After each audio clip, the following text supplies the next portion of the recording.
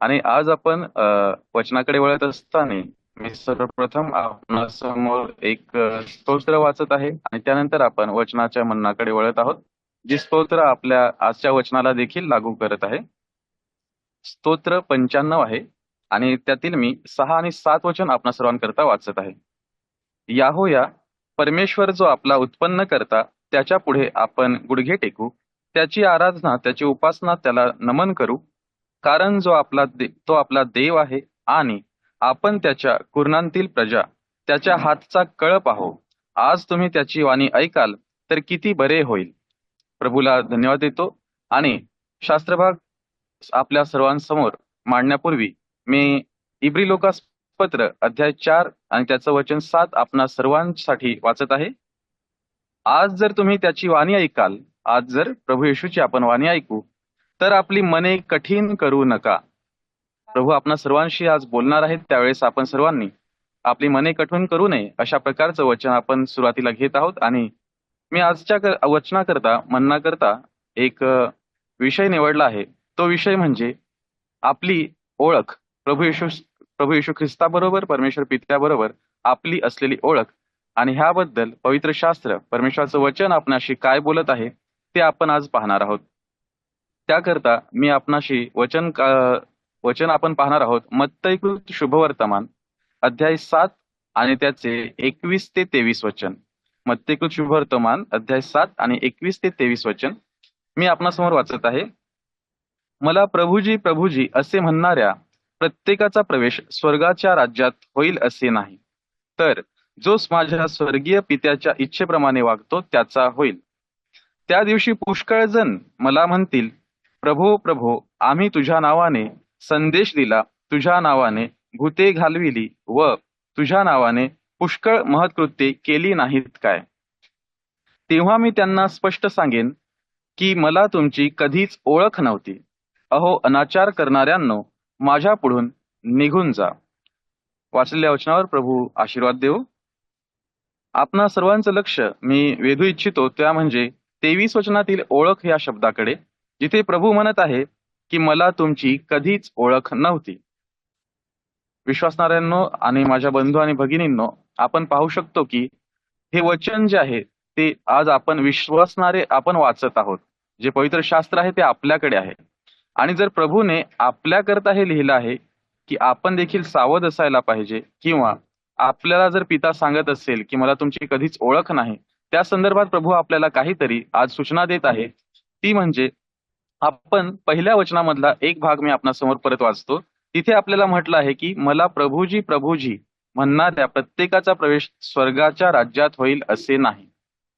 त्यानंतरचा जो भाग आहे तिथे प्रभूने त्याचं विश्लेषण केलं आहे की कोण जाईल.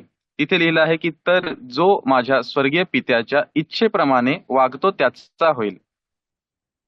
आपल्याला जो भाग पाहायचा आहे त्यामध्ये आज पित्याची इच्छा देखील आपल्या समोर प्रभू मांडू इच्छित आहे की पित्याची इच्छा पूर्ण करणे किती महत्वाचं आहे. ह्या संदर्भामध्ये प्रभू श्री ख्रिस्ताने देखील आपणासमोर एकदा वचनामध्ये एकदा दाखवलं आहे की जेव्हा त्याची आई, त्याचे भाऊ त्याला भेटायला येतात, तेव्हा देखील प्रभू शिष्यांकडे हात दाखवून म्हणतो की जे प्रभूची वचने ऐकत आहेत किंवा जे पित्याच्या इच्छेप्रमाणे करत आहेत, तीच माझे भाऊ आणि तीच माझे बहीण. आणि इथे 22 वचनामध्ये आपण पाहतो की त्या दिवशी पुष्कळ जण मला म्हणतील की आम्ही तुझ्या नावाने संदेश दिले आहेत, तुझ्या नावाने भूते घालविली आहेत आणि तुझ्या नावाने पुष्कळ महत्कृत्ये केली आहेत का? तर प्रश्न असा येतो की जर संदेश आपण देत आहोत तरी प्रभू म्हणतो की मला तुमची ओळख नाही. जर आपण प्रभूच्या नावाने भूते घालवित आहोत तरी जर आपले प्रभू म्हणत आहे की तो आपल्याला ओळखत नाही, किंवा पुष्कळ महत्कृत्य जरी आपण केली तरी प्रभू म्हणेल ओळखत नाही, तर ह्याचा अर्थ ह्या तिन्ही गोष्टींपेक्षा काहीतरी आणखी श्रेष्ठ किंवा महत्वाचं आहे जे प्रभू आपल्याकडून अपेक्षा करत आहे, अपेक्षित आहे त्याला, ते केलं नाही तर आपल्याला प्रभू ओळखणार नाही. ह्याच संदर्भात आणखी एक शास्त्र भाग असा सांगत आहे. अं, आपण तिथे पाहूया की आपल्या पहिलं करंतीकरण त्याचा 13 आपण पाहतो की जिथे प्रीतीविषयी म्हटलं आहे आणि त्या प्रीतीविषयी म्हणत असताना सुरुवातीला आपण सांगितलं आहे की जरी मी देवदूतांच्या आणि माणसांच्या वेगळ्या भाषेत बोलत असलो तरी देखील जर माझ्या ठाई प्रीती नसली तर मी झंझणारी झांज आहे. तर किती मोठी महत्वाची गोष्ट आहे की आपल्याकडे वेगवेगळे दान वरदान असतील परंतु पित्याची इच्छा काय आहे हे जर आपल्याला ठाऊक नसेल तर कदाचित प्रभू आपल्याला म्हणेल की मला तुमची कधीच ओळख नव्हती. तर आज ओळख ह्या भागाकडे आपण जात आहोत. त्याकरता मी आपल्या समोर एक शास्त्रभाग काढू इच्छितो. योहानाचे पहिले पत्र आणि त्याचा दुसरा अध्याय, आणि त्यातील मी आपणाकरता वाचत आहे 4 वचन. तिथे असं लिहिलं आहे, मी त्याला ओळखतो असे म्हणून त्याच्या आज्ञा जो पाळीत नाही तो लबाड आहे, त्याच्या ठायी सत्य नाही. इथे प्रभूने स्पष्ट म्हटलं आहे की जर मी त्याला ओळखतो असे जर आपण म्हणत असू, आज आपण विश्वासणारे म्हणून ह्या जगात जगत आहोत आणि आपली ओळख आहे की आपण विश्वासी आहोत, असं जग आपल्याला ओळखतं. परंतु प्रश्न असा आहे की प्रभू आपल्याला ओळखतो का? कदाचित आपण प्रभूकडे आलो आहोत किंवा आपल्याला प्रभूने बोलावलं आणि त्यानंतर बऱ्याच लोकांच्या जीवनामध्ये असं होत असतं की काही काळांतराने ते मंडळीत येणं थांबतं किंवा विश्वासातून मागे हटत असतात, किंवा त्यांनी महत्कृत्य केली असतील तरी देखील विश्वासामध्ये मागे हटल्यानंतर ते जगामध्ये गेल्यानंतर त्यांना प्रश्न जर पडला किंवा लोकांना जे अविश्वासी आहेत ते पाहून बघतात की हा तर विश्वासी आहे, हे त्याला ओळखतात. परंतु एक उदाहरण देऊ इच्छितो की आपल्या देशाचे पंतप्रधान आहेत नरेंद्र मोदी, हे आपण त्यांना ओळखतोय, परंतु वैयक्तिकरित्या आपले पंतप्रधान मला किंवा तुम्हाला ओळखतात का वैयक्तिकरित्या? तर त्याचं उत्तर आपल्याला माहित आहे की नाही ओळखत. त्याचप्रमाणे जर परमेश्वर पिता आपल्यावर एवढा प्रेम करतो आणि तरी जर शेवटच्या काळी आपल्याला तो म्हणेल की मला तुमची ओळख नाही, तर ती किती दुर्दैवी गोष्ट असेल. आणि म्हणून आज शास्त्रभाग आहे की परमेश्वर वैयक्तिकरित्या आपल्याला म्हणू शकतो का की मी तुम्हाला ओळखतो? तर त्याकरता परमेश्वराचं वचनच आपल्याशी बोलत आहे की 3 वचनामध्ये, आपण त्याच्या आज्ञा पाळल्या तर त्यावरून आपणास कळून येते की आपण त्याला ओळखतो. म्हणजे प्रियांनो, बघा इथे सांगितलं आहे की आपण त्याच्या आज्ञा पाळल्या पाहिजेत, तरच आपण म्हणू शकतो की मी त्याला ओळखतो. आता ह्याकरता एक शास्त्रभाग आणखी मी आपणाकरता वाचत आहे. ते म्हणजे आपण जर पाहिलं की मत्तईचा जो 25 अध्याय आहे आणि तिथे 10 कुमारिकेंचा एक दृष्टांत दिलेला आहे,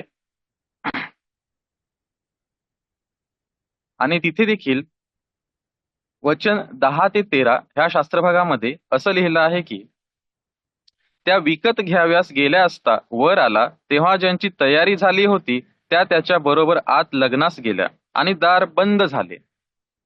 नंतर त्या दुसऱ्याही कुमारी येऊन म्हणाल्या, प्रभूजी आम्हासाठी दार उघडा. त्याने उत्तर दिले, मी तुम्हास खचित सांगतो, मी तुम्हास ओळखत नाही. प्रियांनो, हाच भाग पुन्हा एकदा आला आहे की प्रभू सांगत आहे की मला तुमची ओळख नाही. ह्याचाच अर्थ जर आपण आज विश्वासणारे म्हणून आज ह्या जगात आहोत आणि आपल्याला ठाऊक आहे, आपण जेव्हा मेज तोडतो, आराधना करतो, तेव्हा आपल्याकडे एक धन्य आशा आहे की प्रभूची आपण वाट पाहत आहोत, प्रभू आपल्याला न्यायला येणार आहे. परंतु इथे असं देखील सांगितलं आहे की प्रभू येईल तेव्हा आपण तयार आहोत का? कारण आपण जर तयार नसू तर कदाचित प्रभू आपल्याला म्हणेल की मला तुमची ओळख नाही. तर प्रियांनो, आज मी आपले लक्ष वेधू इच्छितो की प्रभूने आपल्याला स्पष्ट सांगितलं आहे की जर आपण त्याला ओळखतो असं म्हणत असू तर आपण त्याच्या आज्ञा पाळल्या पाहिजे. आणि म्हणून मी आपणासमोर मांडू इच्छितो की प्रभूने दिलेली सर्वात मोठी आज्ञा किंवा प्रभूंकडून कोणती आज्ञा आपल्याकडून पूर्ण होईल अशी अपेक्षा आहे. तर त्याकरता आपण पाहणार आहोत मत्तईकृत शुभवर्तमान त्याचा 22 अध्याय आणि वचन 36 ते 40 पर्यंत मी आपणास करता वाचत आहे. गुरुजी, नियमशास्त्रातील कोणती आज्ञा मोठी आहे? तो त्याला म्हणाला, तू आपला देव परमेश्वर ह्याच्यावर पूर्ण अंतःकरणाने, पूर्ण जीवाने व पूर्ण मनाने प्रीती कर. हीच मोठी व पहिली आज्ञा आहे. हिच्यासारखी दुसरी ही आहे की तू आपल्या शेजाऱ्यावर स्वतःसारखी प्रीती कर. प्रभूने आता आपल्या समोर आज्ञा देखील ठेवली आहे की ती आज्ञा कोणती आहे. ती जी पित्याची इच्छा आहे किंवा आपल्या तयारीचा भाग आहे. जर प्रभू आपल्याला न्यायला येणार आहे तर आपण त्याला तयारीत आढळलो पाहिजे. तर त्याची आपल्याकडून अपेक्षा आहे की आपण आज्ञा पालन केलं पाहिजे. प्रियांनो, आपणास ठाऊक आहे की जेव्हा आदामाला देखील आज्ञा दिली होती आणि ती आज्ञाभंगामुळेच परमेश्वराची उपस्थिती तिथून गेली होती की परमेश्वरापासून तो वेगळा झाला होता किंवा आत्मिकरित्या त्याचा मृत्यू झाला होता असं आपण म्हणू शकतो. आणि प्रभूने जर आपल्याला आज नवा जन्म दिला आहे, आज जर आपण बाप्तिस्मा घेतला आहे, प्रभूच्या नावाने आपण विश्वास ठेवून जगत आहोत आणि प्रभू आपल्याला न्यायला नाही आपल्याला आशा देखील आहे. परंतु प्रभू म्हणत आहे की आपण जर त्याच्या नावाने संदेश दिला आहे, भूते देखील घालविली आहेत, परंतु जर आपण त्याची आज्ञा पाळली नाही तर आपल्याला तो ओळखत नाही. त्याची आज्ञा ही आहे की जशी त्याने आपल्यावर प्रीती केली तशी आपण एकमेकांवर प्रीती करावी. म्हणजे प्रियांनो, पहा की प्रीती हे सर्वात श्रेष्ठ आहे. आणि प्रभूला आज प्रभूने जशी आदामाला आज्ञा दिली होती, आज आपल्याला देखील आज्ञा दिली आहे. आणि तीच संधी काही जण म्हणत होते, जसं माझे काही ओळखीचे आहेत ते म्हणते की आदामाला आज्ञा दिली आणि त्याने आज्ञा मोडली आणि त्याची शिक्षा आम्ही का भोगत आहोत. मला संधी दिली असती तर मी नसती तोडली तर मी वाचलो असतो. परंतु प्रियांनो, आज आपल्याला देखील प्रभूने आज्ञा दिलेली आहे आणि ते आज्ञापालन एवढं महत्वाचं आहे की ते कदाचित संदेश देणे ह्याच्यापेक्षा देखील फार महत्वाचं आहे. आणि मी आपणाकरता ही गोष्ट पटवून देण्यासाठी की आपल्याला आज्ञापालन किती महत्वाचं आहे, किंवा आपण जर संदेश देत आहोत, भूते घालवित आहोत, तरी देखील प्रभू एक चेतावणी देत आहे. ती चेतावणी स्पष्ट करण्यासाठी मी आपल्या समोर एक शास्त्रभाग मांडू इच्छितो. आणि मत्तईकृत शुभवर्तमान त्याचा 23 अध्याय त्यातील 1 ते 3 वचनं मी आपणासमोर मांडत आहे. तेव्हा येशू लोकसमुदायास व आपल्या शिष्यास म्हणाला, शास्त्री व परुषी हे मोशेच्या आसनावर बसले आहेत, म्हणून ते जे काही तुम्हास सांगतील ते सर्व आचरित व पाळीत जा, परंतु त्यांच्या कृतीप्रमाणे करू नका, कारण ते सांगतात पण तसे आचरण करीत नाही. म्हणजेच संदेश देणारा संदेश देत असेल, कारण तो पवित्र शास्त्रातून संदेश देत आहे, परंतु प्रभूने इथे देखील स्पष्ट करून दाखवलं की मोशेचं नियमशास्त्र ते शिकवत आहेत, म्हणून तुम्ही त्यांचं वचनं आपल्याला ऐकायचे आहेत, परंतु त्यांच्या जीवनाकडे पाहून आपण त्याचा अर्थ नाही लावला पाहिजे. इथे स्पष्ट सांगितलं आहे की परंतु त्यांच्या कृतीप्रमाणे करू नका. म्हणजे देवाचं वचन शिकवत आहेत, परंतु जीवनामध्ये त्यांच्या देखील कृती नव्हती. म्हणून प्रभूने सांगितलं आहे की कदाचित असे लोक येतील आणि प्रभूला म्हणतील की आम्ही तुझ्या नावाने ही महान महत्कृत्य केली आहेत, तरी देखील प्रभू त्यांना ओळखत नाही. म्हणूनच मी आपणासमोर हे मांडू इच्छितो की प्रभू आपल्याला सांगत आहे की ह्यापेक्षाही मोठा आहे की आपण पित्याची इच्छा पूर्ण केली पाहिजे, प्रभूची आज्ञा पाळली पाहिजे, तरच आपल्याला तो ओळखतो आणि आपण पण म्हणू शकतो की मी त्याला ओळखतो. आणि प्रभूची आज्ञा ही आहे की जशी त्याने आपल्यावर प्रीती केली तशी आम्हीही एकमेकांवर प्रीती करावी.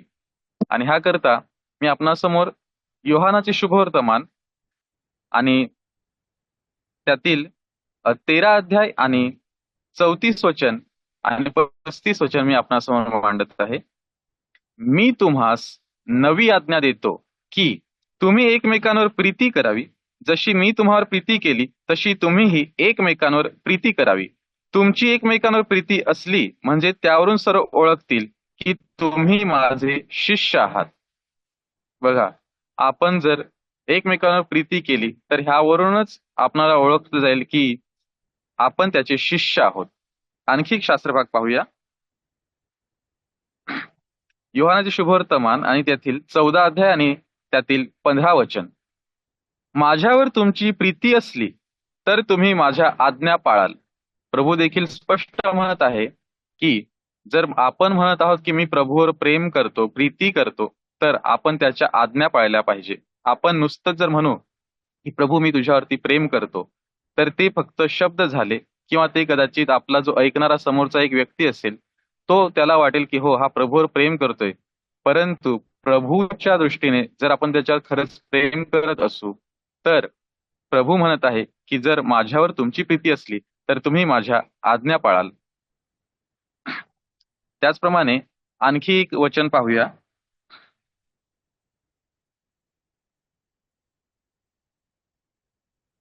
योहानाचे पहिले पत्र आणि अध्याय 5 आणि त्यातील 3 वचन. तिथे असं लिहिलं आहे की देवावर प्रीती करणे म्हणजे त्याच्या आज्ञा पाळणे होय, आणि त्याच्या आज्ञा कठीण नाहीत. त्याचप्रमाणे त्याच पुस्तकामध्ये योहानाच्या पहिल्या पत्रामध्ये आणि 4था अध्याय आणि 21 वचनामध्ये प्रभू म्हणत आहे, जो देवावर प्रीती करतो त्याने आपल्या बंधूवरही प्रीती करावी, ही त्याची आपल्याला आज्ञा आहे. पुन्हा एकदा आपल्याला वचन सांगत आहे की आपण आपल्या बंधूवर प्रीती करावी, ही त्याची आपल्याला आज्ञा आहे. आज्ञा आहे याचा अर्थ असा आहे की ही आज्ञा पालन केलीच पाहिजे. आपण आपल्याला वाटत असेल की हा प्रभूने सांगितलं आहे प्रेम करायचंय, प्रीती करायचंय म्हणून करणे, आणि त्यापेक्षा आज्ञा समजून त्याला त्याचं गांभीर्य लक्षात घेऊन करणे, ही फार वेगळी गोष्ट आहे. कारण प्रियांनो, आपण पाहू शकतो की जेव्हा पेत्राने प्रभू येशूचा नकार केला, त्याला नाकारलं, आणि त्यानंतर प्रभूने जेव्हा पुनरुत्थी झाल्यानंतर जेव्हा पुन्हा भेट घेतली होती आणि जेव्हा पेत्राला सांगितलं होतं की पेत्रा, तू माझ्यावरती प्रीती करतोस काय? प्रभूने 2 वेळा प्रीती शब्द वापरला की तू माझ्यावर प्रीती करतोस काय? परंतु जेव्हा पेत्र सांगतोय की हो प्रभू, मी तुझ्यावर प्रेम करतो, तर तेव्हा मग तिसऱ्यांदा प्रभू येशूने देखील प्रेम शब्द वापरला. प्रियांनो, प्रेम आणि प्रीतीमध्ये एक अंतर प्रभूने दाखवले त्या भागामध्ये देखील. आणि प्रभूने आपल्याला हे शिकवलंय की प्रीती कशी असायला पाहिजे. तर जसं शास्त्रभागात आपल्याला आपण पाहतो की जर आपला आप्तजन असेल, जवळचा व्यक्ती असेल, त्याच्यावर प्रीती करणे ही मोठी गोष्ट नाही. परंतु प्रियांनो, आपण त्याचे वैरी होतो. आपण त्याला क्रोध येईल, त्याला राग येईल, कारण आपण त्याचा महिमा, त्याचा गौरव दगड, मूर्त्या ह्यांना देत होतो. आपण त्याच्या विरुद्ध जीवन जगत होतो. आपण त्याचे वैरी असताना देखील त्याने आपल्यावरती प्रीती केली. आणि म्हणून मी आपणासमोर हे सांगू शकतो की प्रीती किती महत्वाची आहे. आणि आज जर आपण देवाची मुले आहोत, तर त्यामुळेच आपल्याला त्यांनी आज्ञा दिली आहे की जशी त्याने आपल्यावरती प्रीती केली, तशी आम्हीही एकमेकांवर प्रीती करावी. आणि ह्यावरूनच आपण त्याचे शिष्य आहोत असं पूर्ण जग आपल्याला ओळखेल.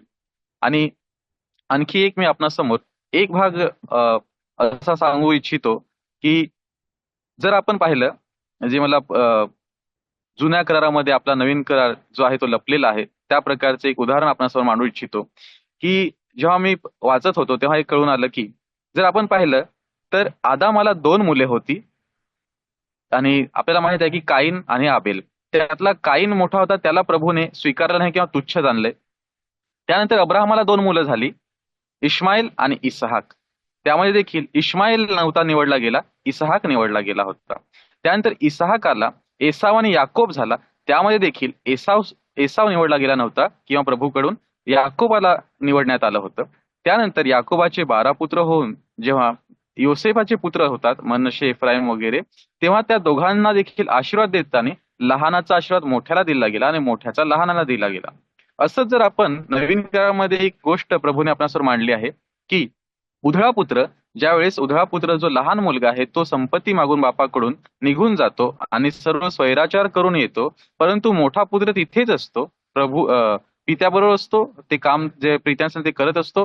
परंतु जेव्हा उधळा पुत्र सर्व उधळून येतो आणि त्यावेळेस जेव्हा त्याचा पिता तो आलेल्या पुत्रासाठी एक मेजवानी ठेवतो, त्यावेळेस मोठ्या पुत्राला असं वाटतं की मी तर इथेच होतो, मी आज्ञा मोडली नव्हती किंवा प्रभूपासून दूर गेलो नव्हतो, पित्यापासून दूर गेलो नव्हतो, तरी माझ्यासाठी कधी पित्याने एवढी मोठी पंगत किंवा मेजवानी दिली नव्हती. इथे देखील आपण पाहतो की पित्याने लहानावरती जास्त प्रीती दाखवली, मोठ्यावरती देखील प्रीती केली, परंतु दिसताना आपल्याला दिसत आहे की लहान जेव्हा आला तरी त्याला स्वीकारलं गेलं. प्रियांनो, ह्याच्यामध्ये एक भाग मी हे सांगू इच्छितो की आपण जर नीट पाहिलं तर जो कोणी मोठा मुलगा होता, जो मोठा होता, प्रथम होता, तो नाही, तर जो लहान होता, दुसरा होता, त्याच्यासाठी प्रभूने किंवा आपण पवित्र शास्त्रात पाहतो की एक वेगळं स्थान होतं. आणि आपण आज जर पाहू शकतो तर प्रभू येशू ख्रिस्त, आपण पाहतो की जसं हिंदीमध्ये त्यासाठी शब्द आहे पहेलोठा, प्रथम फळ, किंवा आपल्या आपला पुढचा अग्रदूत आहे तो. आणि आपण आज जर त्याचे भाऊ बहीण आहोत ह्या नात्याने पाहिलं तर आपण लहान होतो. पित्याने प्रत्येक वेळेस एक संदेश दिला की त्याने आपल्यावरती एवढं प्रेम केलं की स्वतःचा एकुलता एक पुत्र जो त्याचा पहिला आहे त्याला देखील राखून नाही ठेवलं. तर आपण जे नंतर आलेलो आहोत, जे आपण वैरी होतो, जे आपण उधळ्या पुत्राप्रमाणे सर्व काही उधळून आलेलो आहोत, पाप करून आलो, तरी देखील पित्याने आपल्याकडे येण्यासाठी दोन्ही हात पसरून तो वाट बघत होता, ज्याप्रमाणे उधळ्या पुत्राची. पुत्र चालत जात होता परंतु पिता धावत आला होता. आणि आज पित्यानेच आपल्यावरती ती कृपा केली, ज्यामुळे आज आपण त्याच्या नावाने इथे एकत्रित जमलो आहोत, ह्या माध्यमाद्वारे शिकत आहोत. तर माझ्यासमोर आणि आपणासमोर मी एकच गोष्ट आपण शेअर करू इच्छितो की आपल्यामधून आज जर पित्याचं प्रेम, पित्याची प्रीती दिसली नाही, त्याची आज्ञा जर आपण पालन करू शकलो नाही, तर पिता आपल्याला म्हणू शकतो की मला तुमची ओळख नाही. कारण आपण जे पित्याने आपल्यासाठी केलंय ते आज आपण त्यासाठी जगलो पाहिजे. मी एक शेवटचं वचन आपणासमोर, एक दोन वचन आपणासमोर ठेवतो आणि हा संदेश समाप्तीकडे जात आहे. मी आपणासमोर एक वचन सांगत आहे. योहानाचे पहिले पत्र अध्याय 4 आणि त्यातील 7 वचन आपणासमोर मांडत आहे. प्रियजन हो, आपण एकमेकांवर प्रीती करावी, कारण प्रीती देवापासून आहे. जो कोणी प्रीती करीतो तो देवापासून जन्मलेला आहे व देवाला ओळखतो. प्रभू आपल्याला उत्तर देत आहे. जे मत्ती 7:23 या वचनामध्ये आपण पाहिलं होतं की अहो अनाचार करणारो माझ्यापासून दूर व्हा, कारण मी तुम्हाला ओळखत नाही. आणि जर ह्या वचनाच्या विरुद्ध आपल्याला प्रभूने म्हटलं पाहिजे की मी तुम्हाला ओळखतो, शाबासकी दिली पाहिजे, तर त्याकरता आपल्याला प्रभू म्हणत आहे की आपण एकमेकांवर प्रीती करावी, कारण प्रीती देवापासून आहे. जो कोणी प्रीती करीतो तो देवापासून जन्मलेला आहे व देवाला ओळखतो. प्रियांनो, आपल्याला देखील पित्याने ओळखलं पाहिजे. त्याकरता आपल्याला प्रीती ही आज्ञा जी दिली आहे, आणि ती प्रीती म्हणजे जशी पित्याने केली तशी आपण प्रीती करावी. त्याचप्रमाणे एक शेवटचं वचन मी आपणासमोर मांडून हा संदेश समाप्त करू इच्छितो. जर आपण पाहिलं 2 कोरिन्थीकर आणि कोरिन्थीकरास दुसरे पत्र आणि त्याचा अध्याय 5 आणि त्याचं 15 वचन. 2 कोरिन्थीकर अध्याय 5 आणि त्याचं 15 वचन. आणि तो सर्वांसाठी ह्याकरिता मेला की जे जगतात त्यांनी पुढे स्वतःकरिता नव्हे, तर त्यांच्यासाठी जो मेला व पुन्हा उठला त्याच्याकरिता जगावे.